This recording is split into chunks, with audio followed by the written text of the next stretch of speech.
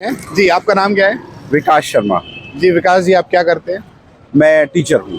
जी, तो इस बार क्या जनता का रुख है? क्या सागर की पब्लिक चाहती है? इस बार कौन सरकार बनाएगा? देखिए, जो युवा है और जो जिस हिसाब से लाडली बहना योजना का फ़ायदा भी हुआ है और जिस हिसाब से स्मार्ट सिटी के कार्य भी हो रहे हैं, कॉरिडोर का काम हुआ है, तो लगभग जनता की सोच तो मेरे ख्याल से सत्ता पक्ष की तरफ ही जाने चाहिए।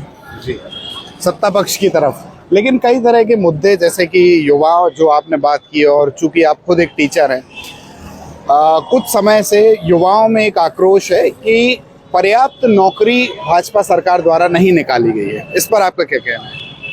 देखिए, नौकरियां तो निकाली गई हैं, हाँ युवाओं में टेंशन जरूर है क्योंकि भर्तियां दी नहीं गई, प्रॉपर तरीके से उनको नियुक्तियां नहीं मिली, ये आप कह सकते हो। भर्तियां तो निकली है लेकिन उसमें कई जगह खामियां सरकार की नहीं मानकर अपन ये माने सिस्टम की है। किस तरह से? जैसे आपने पहले देखा होगा कि कभी पेपर लीक का मामला आता था या फिर कहीं एक सेंटर पे कोई दिक्कत हो रही है तो वह सरकारी तो नहीं हो सकती, वो पर्टिकुलर किसी व्यक्ति की हो सकती। तो आपका मानना यह है कि यदि सरकार भर्तियां निकालने में एवं नौकरी देने में नाकाम रही है तो सरकार की गलती नहीं है, कोई सिस्टम की गलती है? नहीं, ये आप सही आपने ठीक है, लेकिन क्या है, नौकरी अगर नहीं निकल रही है तो सरकार की गलती है जी। पर अगर सिस्टम उसको प्रॉपर तरीके से संयोजित करके और नियुक्तियां नहीं दे रहा है जी, तो उसमें सरकार की गलती नहीं है। सरकार तो उतनी पोस्ट लेके आ रही है। मध्य प्रदेश में व्यापम से एक कुछ कई तरह के कॉम्पिटिटिव एग्जाम्स हुआ करते थे। जिस तरह से मैं देखूं, MPSI है, MP कांस्टेबल है। MPSI की आखिरी बार भर्ती 2017-2018 में निकाली गई, उसके बाद से 2023 तक भर्ती ही नहीं आई। तो अब ये तो भर्ती ना आने का सवाल है, इस पर आप क्या कहेंगे? यार, इस पर तो अपन ये कह सकते हैं कि जनसंख्या जिस हिसाब से बढ़ रही है तो पूरे देश का यही हाल है। जैसे मोदी जी ने 2014 में, चूंकि सरकार इन्हीं की भाजपा सरकार की ही बात हो रही है, मोदी जी ने जिस तरह अपने 2014 के मैनिफेस्टो में और अपने भाषणों में ये कहा था कि हर साल 2 करोड़ रोजगार निकलेंगे, लेकिन हम उन्हीं की सरकार में ये देख रहे हैं कि 45 साल की सबसे ज्यादा बेरोजगारी इन्हीं की सरकार में रिकॉर्ड हुई। तो इस पर फिर कहाँ से मत आते हैं? क्या होता है, देखो हम आपको एक चीज बताएं, 2 चीजें होती हैं।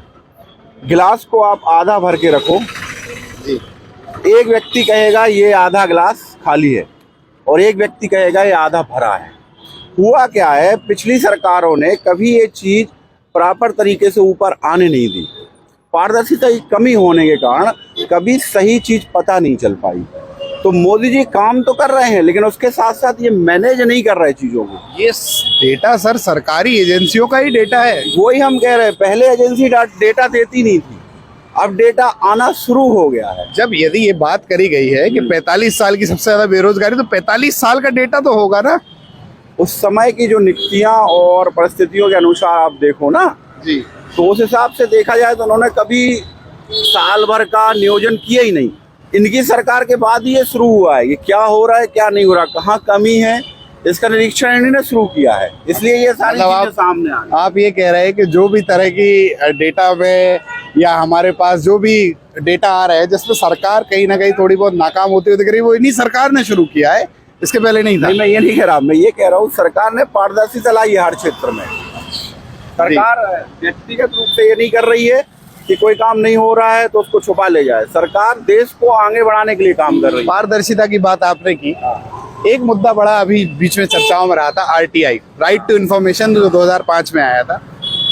2005 में RTI आया और उसके बाद उसमें कई तरह के नॉर्म्स चेंज किए गए जो कहीं ना कहीं पारदर्शिता को खत्म करने के थे। ये भाजपा सरकार में ही हुआ है, इस पर आपका क्या कहना है? ये आप गलत कह रहे हो। क्या है, कोई भी जो जैसे राइट टू इन्फॉर्मेशन आया है, कोई भी वो आता है तो वो एक समिति होती है पूरी, उसकी एक कमेटी बनती है। आप तो खुद अच्छे उससे तैयारी कर रहे हो, सब चीजें जानते हो। तो क्या है, वो कमेटी ही उसमें नई चीजें जोड़ती है घटाती है, सरकार का इसमें कोई लेना देना।